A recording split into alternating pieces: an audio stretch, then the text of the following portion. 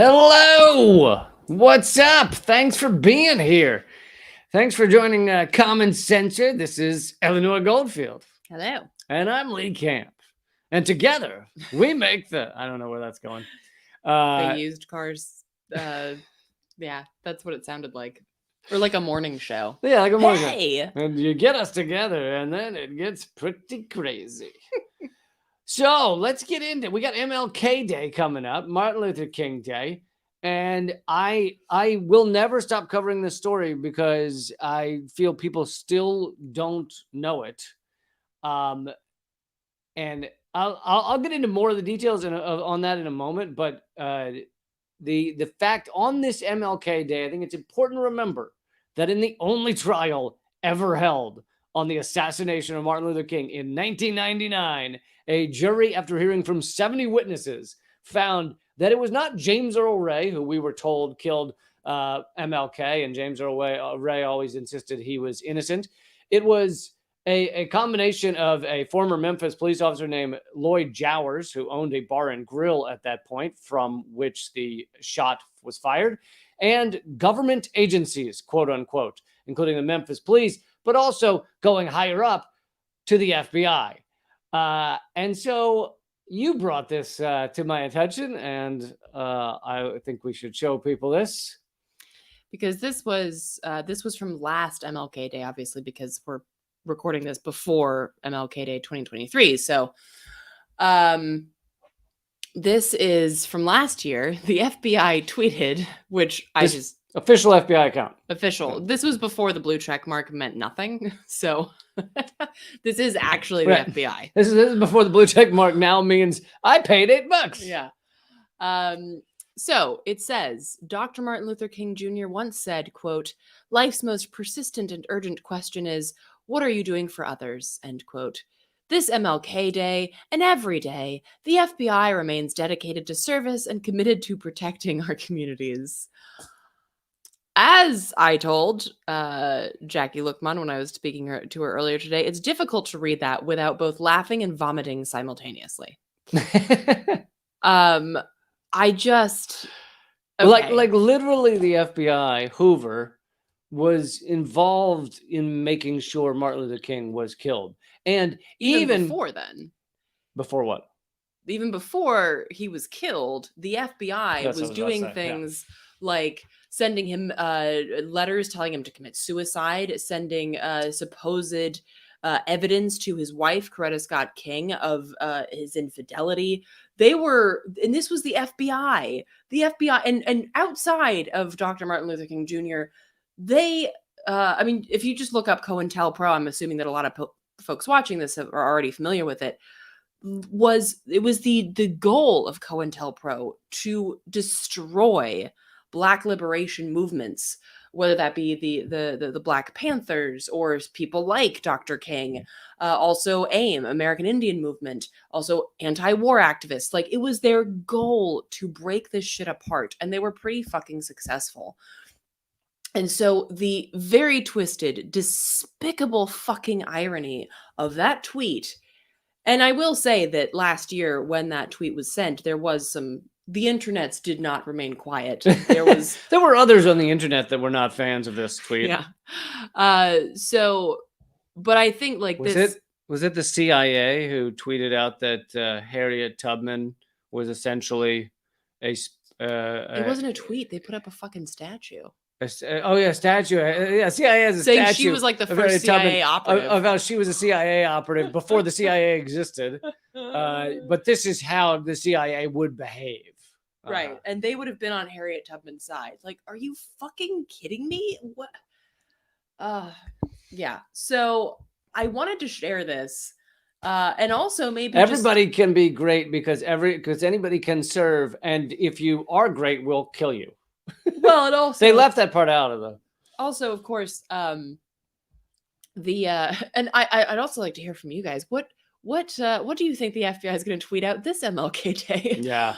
But also, it's very important to note, like, how regardless of whether it's the FBI or like, you know, like a fucking Mitch McConnell type or whatever, they always quote the things that have been sanitized and removed from context. So, for instance, if you read the entire I Have a Dream speech, which everybody knows the first line of it, of course, if you read the entire speech, he talks about capitalism and militarism and how they're evil.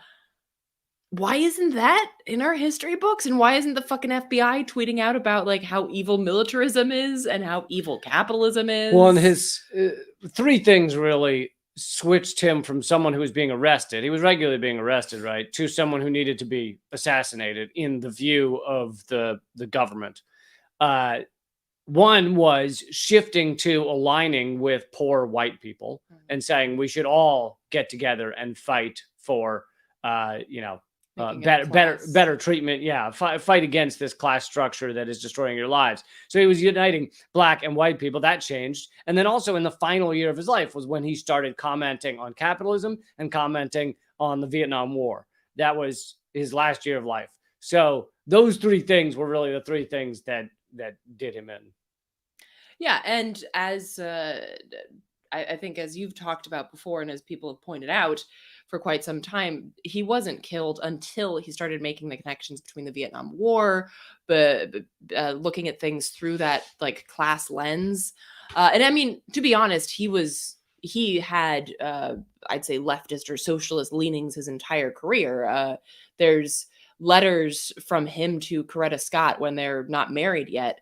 And he's talking about like how he's more socialist than she might be used to, or so I think he kept that stuff private till that last year. Well, I don't know if he kept it entirely private. A little more private. He would say things without calling it, socialist or anti-capitalist, but he was talking about the evils of capitalism and militarism and tying that to class, and that is really fucking dangerous. And that's when he was ultimately murdered. And so I think that's really, really important to recognize, and to also look at the quotes that don't get shared. Like, I don't know, like a riot is the language of the unheard. Read the letter from Birmingham jail where he talks about the well-meaning white liberals and how they're oftentimes more dangerous than the KKK. Like, these are the teachings that we really should be getting from Dr. King. I'm not saying that like the beginning line of I Have a Dream is not good. It's just not a deep analysis, kind of like what you talk about with the levels. It's like, it's a very beautiful comment. Right.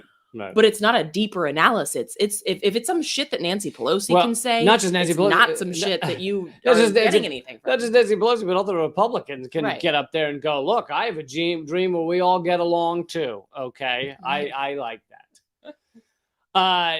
Beautifully said. And just to go back I know that anytime each year this MLK Day comes around or something, and I cover this a little bit more, and luckily most people now know some of these facts at least.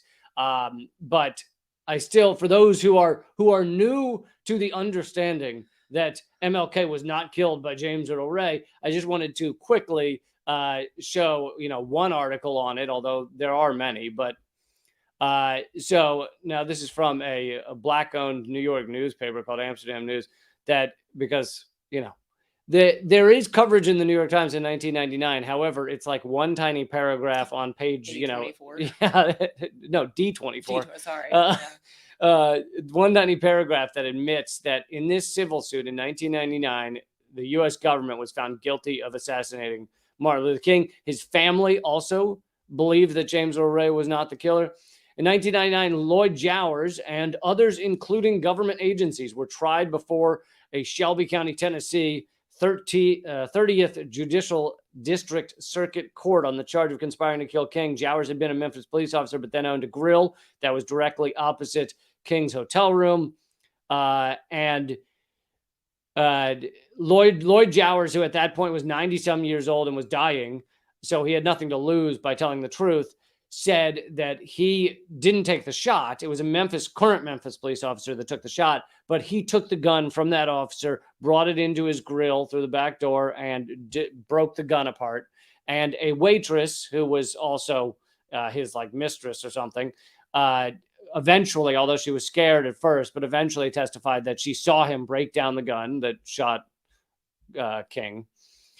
December 8, 1999, after more than 70 witnesses and 4 weeks of testimonies in a civil trial, Coretta Scott King versus Lloyd Jowers, a Memphis jury reached a quick guilty verdict in a wrongful death of civil rights leader, concluding that Jowers and others conspired to assassinate him on the balcony of the Lorraine Motel.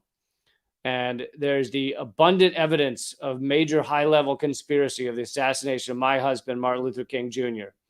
And one of Martin Luther King's sons met with James Earl Ray and shook his hand and said, "We know it wasn't you." And by the way, this verdict, the amount of money that the King family walked away with for this verdict was $1. So they did it for the money, really. I was just going to say that. Yeah, it's very. But so, and this isn't just to say, hey, look how evil our fucking government is.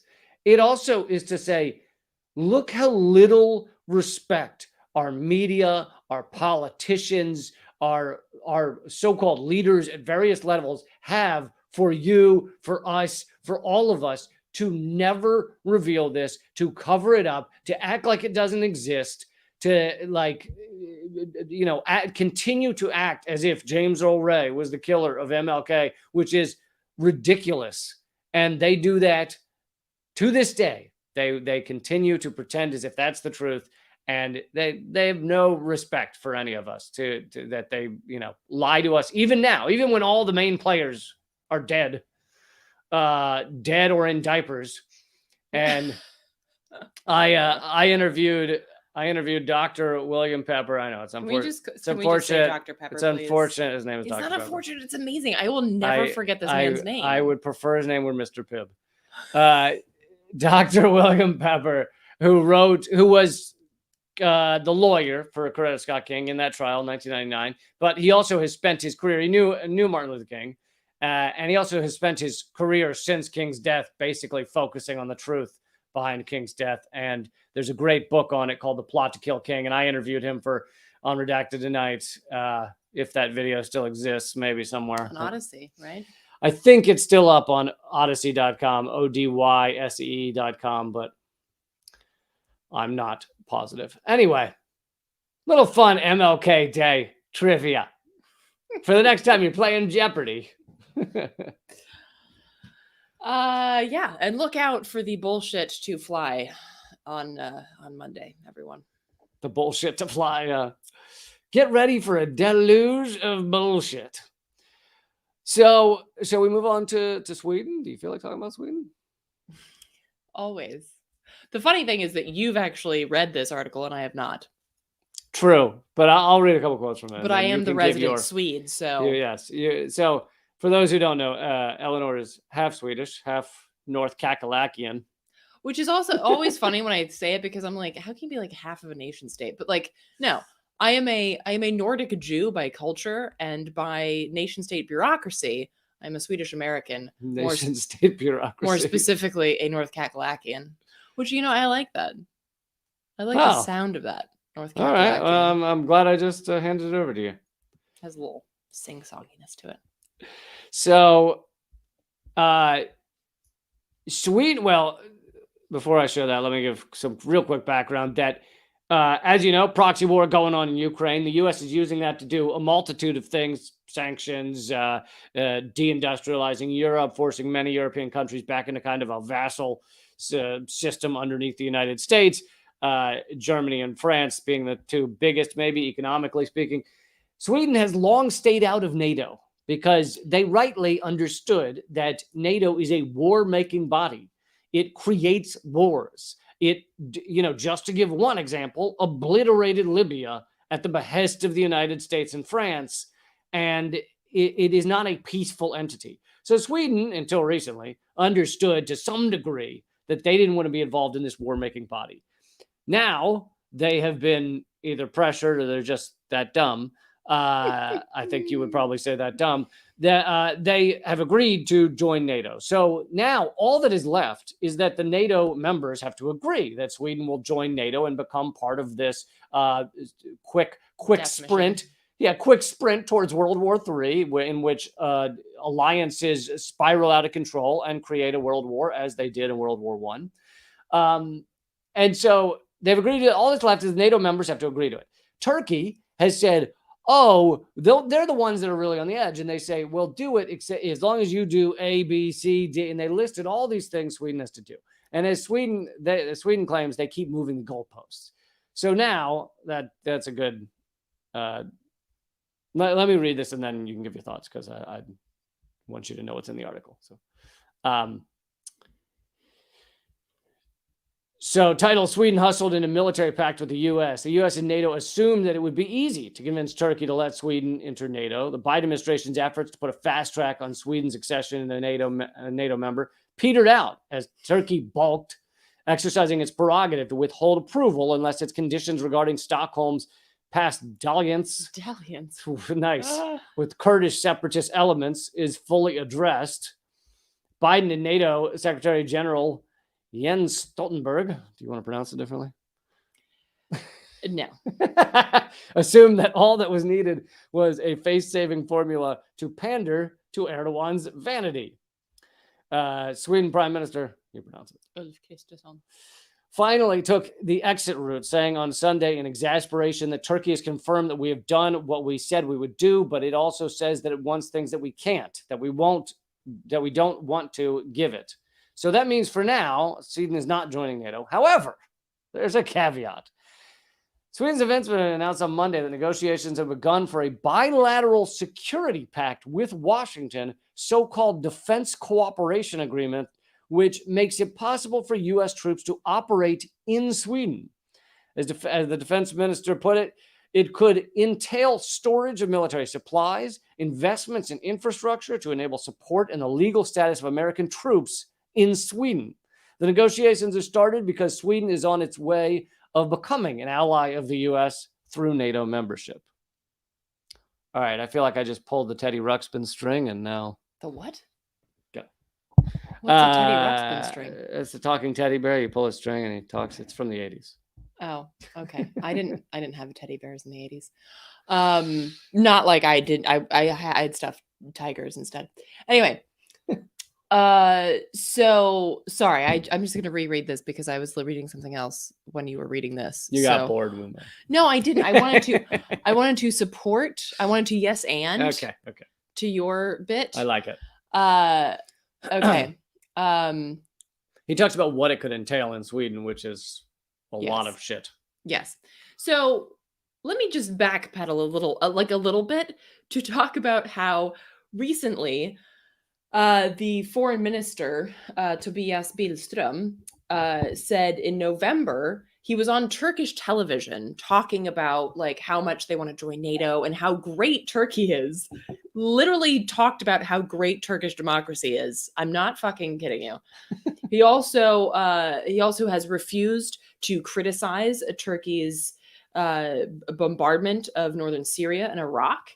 And basically used the Israel defense and said like they're just defending themselves.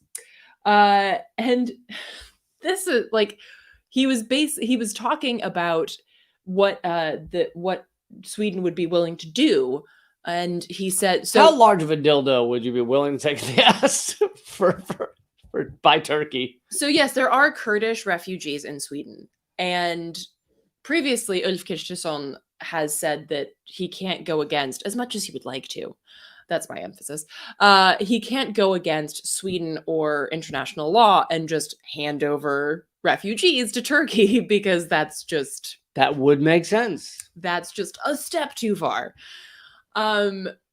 However, they're willing to play ball in other ways. And recently, in the same interview, Tobias Billström, the foreign minister, was talking about a new terrorism law in Sweden and how it might even be considered terrorism to fly the PKK flag, which is the flag of the Kurdish party, the Kurdish Democratic Party. So he's saying, you know what? We might just make it an act of terrorism to fly a flag. I'm just saying that's something we're looking into. We're not workshopping it. We're not opposed. We're not. Normally we'd say that flying a flag is something we would allow, but under favorable circumstances. Yeah. So this is like the political climate, if you will, where Sweden is at the moment. And I wouldn't say that Sweden's dumb. I'd say that Sweden is fucking lame. Sweden is weak, and Sweden is desperate to get its tongue all the way up the ass of Uncle Sam so that it can like check his prostate. Like Sweden is so desperate to please the United States Empire. And I also wanted to point out that this idea of Sweden being neutral, even in like the Second World War, is bullshit. Sweden really has enjoyed at like the PR of being neutral, but has in fact not been. Sweden during World War II, for instance, did a lot of work, both rescuing Jews and working on the underground resistance to Nazis, but then also had like a lot of Nazis and imprisoned people for fighting Nazis. So, And in terms of NATO, there's really just the one side of it. Sweden allowed NATO exercises in northern Sweden, which is the part that's closest to Russia, if you look at a map. It's also Sami territory, which is another, added layer of shittiness. Sami are the indigenous of the far north. Their homelands cross Norway, Sweden, Finland, and Russia. I know this is going to blow everyone's mind, but apparently the indigenous of Sweden have kind of had their land stolen and fucked with and polluted, and they're not really respected by the political elite of the country. So there's that. Yeah. I don't know why. I'll leave it at that. Where have I heard this story before? Yeah, where have I heard this story before? So Sweden has been playing ball with NATO for a long time, even before this latest push to actively join NATO. Sweden is also the world's third largest weapons exporter. So you can't be neutral if you're the world's third largest weapons exporter. He's not peeing, he's just pouring water into a cup. So I don't think anyone heard that, and now they think, what the fuck? Well, no, it's not. I mean, the mic does pick up some. Doesn't matter. So I was also peeing, by the way. I know you didn't know that, but that's how good I am. So yeah, you can't possibly be neutral if you're exporting weapons. And of course, back in, I think it was already in 2019, Sweden. The law was from 2019, but Sweden has already removed a law that banned them selling weapons to Turkey, so that they can sell weapons to Turkey as part of this new, like, you scratch my back and I'll sell you weapons. It's kind of like the U.S. removed our ban of funding Nazis. We had put forward through Congress a thing saying we can't send arms to Nazis. And then in 2013, the U.S. Congress removed that ban on arming Nazis so that we could create the Maidan, quote unquote, revolution in Ukraine. There's also like a vote at the UN every year about whether we should support Nazis. To stop against the glorification or support of Nazis. And every year, every year there's like 2 countries that vote no on that. We don't glorify Nazis. It's like 2 countries, like U.S. and Israel or something. Which is so funny. Or no, actually Israel stands. It's like U.S. and one other, U.S. and Ukraine or something. But then this year it was up to 52 voted against it, because now you have all the countries the U.S. has pushed into being part of this proxy war. So, well, yeah, and I mean these countries are actively supplying Nazis. So, oops. Right. Yes. So that's, I mean, this is kind of context to what you were just saying, but I think it's important context that makes what you were just sharing that much more grotesque, because it's part of a long-standing desire to just do whatever the fucking US empire wants to. And I do have a little bit of a problem with this headline, because it suggests that Sweden is this passive entity. Sweden is not. Or the word hustled, it can mean pushed quickly, but it also can mean tricked. And so it sounds a little like Sweden was tricked into a military pact, which they weren't.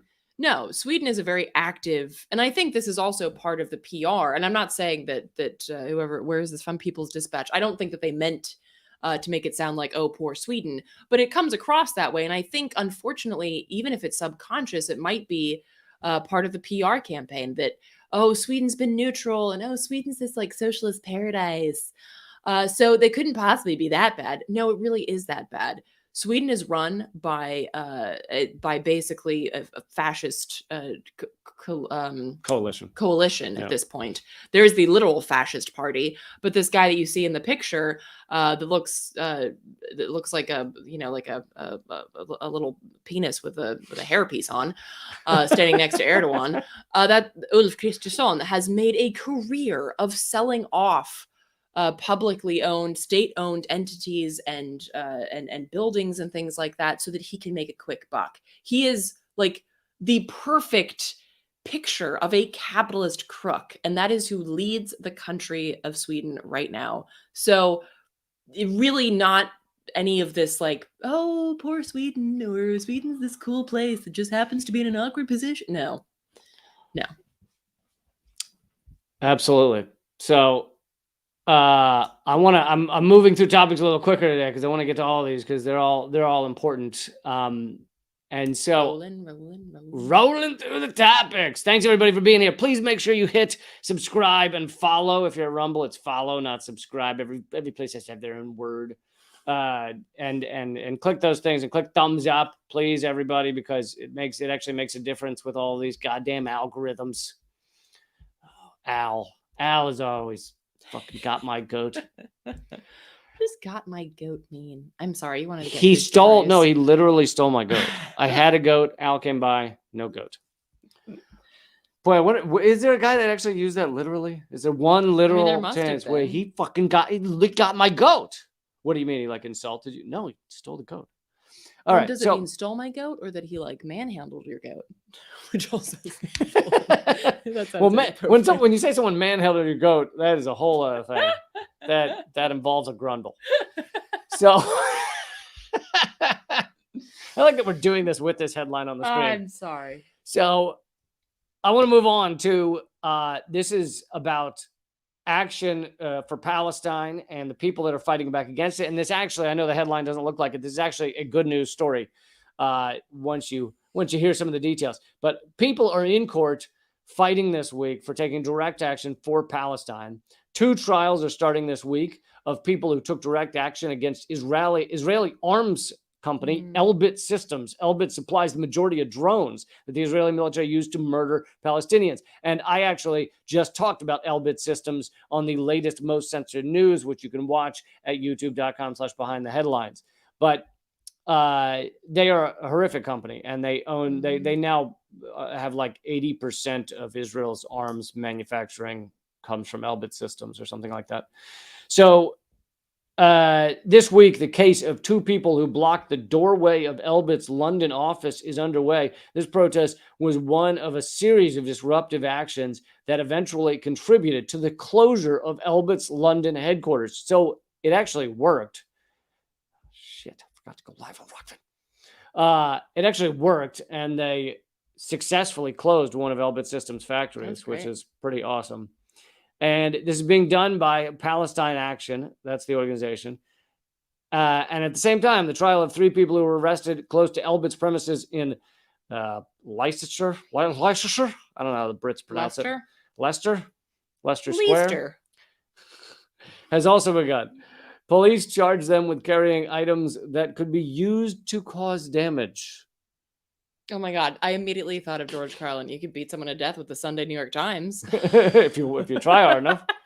The idea that you could be arrested for something that could be used to cause damage. I just bought a frying pan at the store. What? How's that? Illegal? Although you actually did try to fly with a frying pan once. I don't know what I thought. But I mean, that includes my arm. Like, I can punch somebody with my. Oh, you're saying your arm is a deadly weapon? Aren't we bragging much? Humble brag? Yeah, take us to the gun show. But here's the good news. Let's get to the good news. Very few people have been successfully prosecuted during the course of the campaign against Elbit. The likely reason for this is that the Israeli company is extremely scared of having its business exposed to court proceedings. The thing is, when you go after some of these people and want them prosecuted, often they get what's called discovery. Yeah. And their lawyers can say, we want to see everything Elbit Systems has said or done in connection to A, B, and C. And so Elbit Systems has often had to drop these or allow a plea deal that's very favorable. In trials across the country, activists have been acquitted, had their cases thrown out by judges, or have seen their charges dropped. In the courts this year, 18 activists have walked free, while 5 have seen minor convictions in the magistrates' courts, those being for criminal damage or obstruction of highways. Dozens of other activists have had their cases dropped and trials postponed. That's great. Pretty exciting stuff. And also, this is yet more activists that are having big success, getting Elbit to actually leave Britain, or one of the manufacturing plants to leave Britain, is pretty incredible. And this is the type of news you will not be getting from your mainstream media. No, but this also really does highlight how the at least overt support for Israel is waning. It continues to wane, and I think that is very, very telling and very powerful. And just like we saw with South Africa, Palestine will be free. It's really just a matter of time, and actions like this will undoubtedly hurry that along. And so big props to all of the people who are involved in these actions all over the world. All right, let's move on to some more awesome activists. I thought, now you haven't seen this video, but I thought you would enjoy seeing you actually might have seen it, but you will enjoy seeing it played here before we get to the Willow Project, which... Oh, I know what you're about to show. Oh, you've already seen it. Dude, but the size of this machine is... They are actually the biggest machines in the world. They are the largest machines. It looks like the largest equipment used for anything in the world. It looks like something out of like the fucking the mining camps on Star Wars. I know. Like it is. It is horrific. So this is in Germany. Look at the size of that. It's goddamn a place called Lützerath machine. Yeah.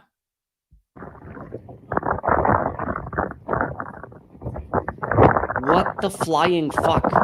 I know.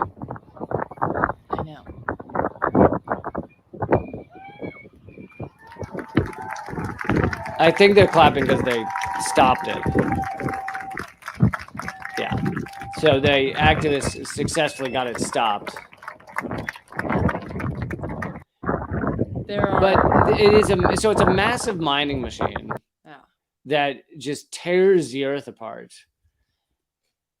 And it's for lignite coal, which is brown coal, which is coal. I'm not going to get too into the weeds on this, but it's coal that is younger than like the black coal that we oftentimes think about in the U.S. that comes from like West Virginia and Pennsylvania and stuff like that. This is coal that is far. That's why they call them miners. Yeah, younger coal. Okay. All right. It is far dirtier to burn, and it is less fuel. Wow. It is less fuel efficient. So it is incredibly destructive. That's why you need those fucking massive machines. The area of space that is destroyed is I mean, like sweeping. And you get less fuel efficiency and dirtier coal out of it. So yay for that. Also, I'm sure that machine looks like it takes into account things like buried artifacts, animal, like various. There are tons of kinds of animals that live in the ground. I'm sure it takes into account those kind of things. Rabbits. What are they called? Warrens and various animal. I'm sure it takes all of that into account, and it stops each time it sees a weevil or whatever they're called.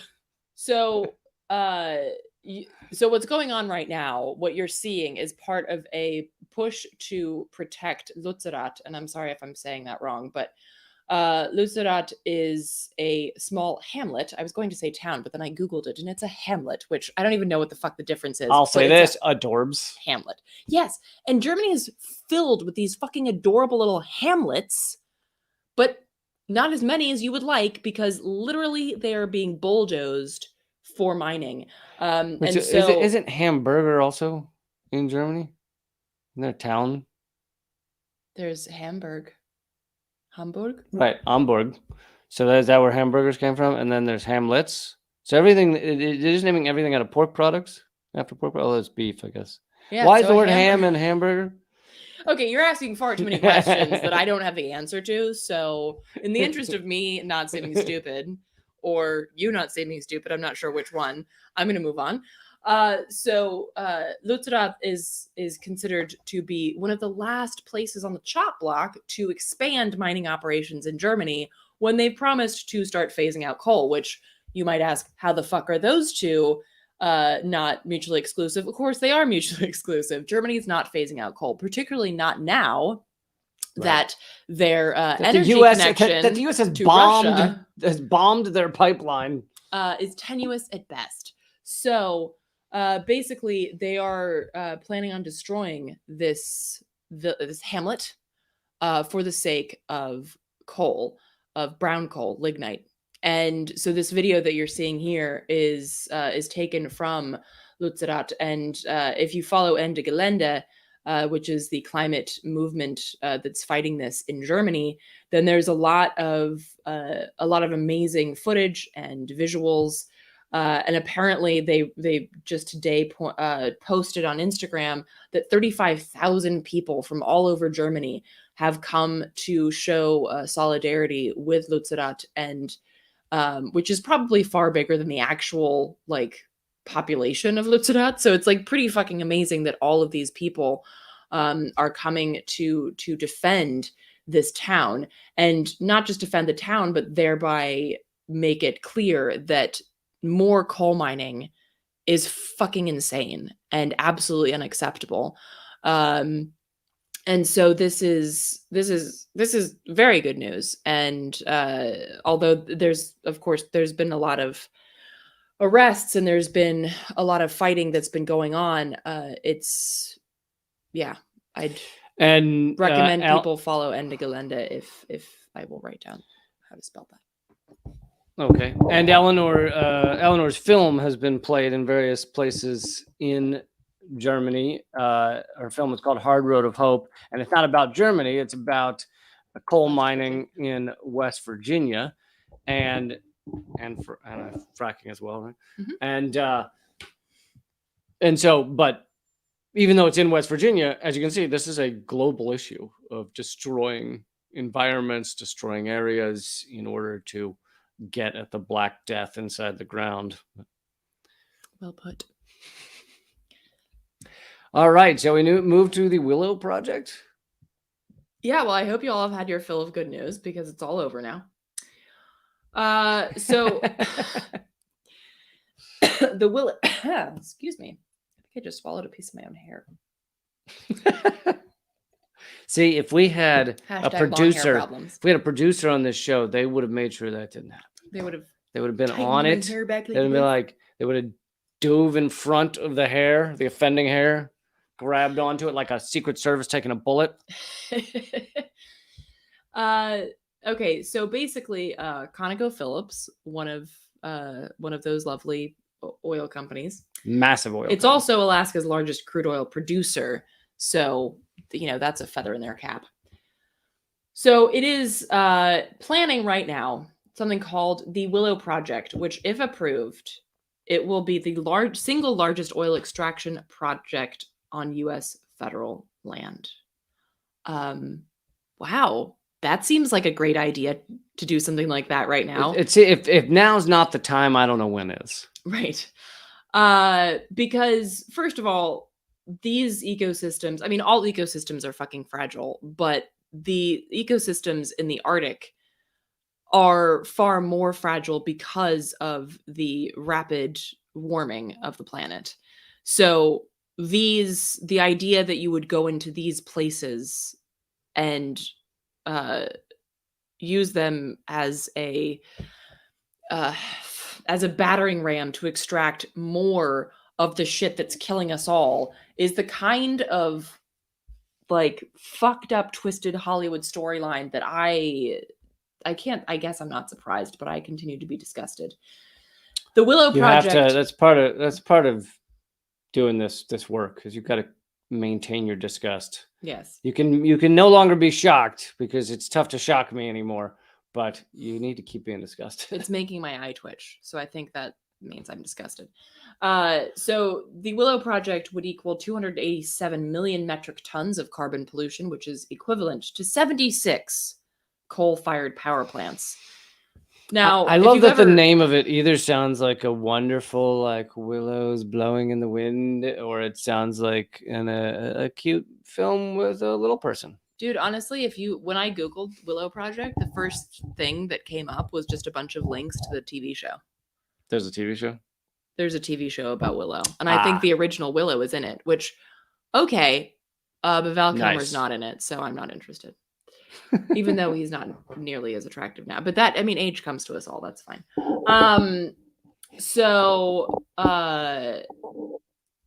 This is also... of course, with the layers of fucked upness, this is also an issue when it comes to Indigenous rights, because guess what? The Willow Master Development Plan, which sounds like something from a fucking Bond film, but it lies 36 miles from Niksut. I'm sorry if I'm not pronouncing that correct, but it's a small native Alaskan community that just happens to be already surrounded by oil and gas. I would have thought these projects would always avoid indigenous areas, because they've taken enough over the years, and let's let them be. Yes, I mean, they were trying to, but they couldn't find any white people that were close enough. So they were going to avoid it, but then they remembered they don't care. So they're also pointing out that this is a gate opener, a gate key, whatever the fuck I'm trying to say there, to more drilling, because it requires so much infrastructure to be built. 250 a gateway dug.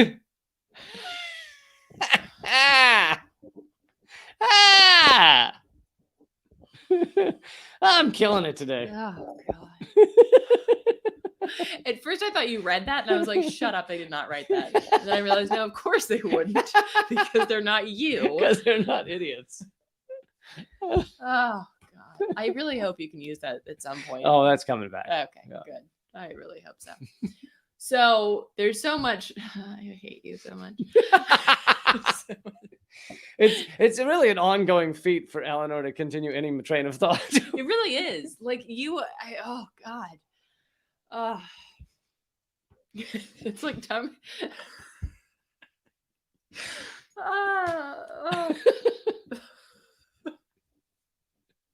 This is why you have me around. You would have gone the rest of your life without ever hearing the phrase gateway dug.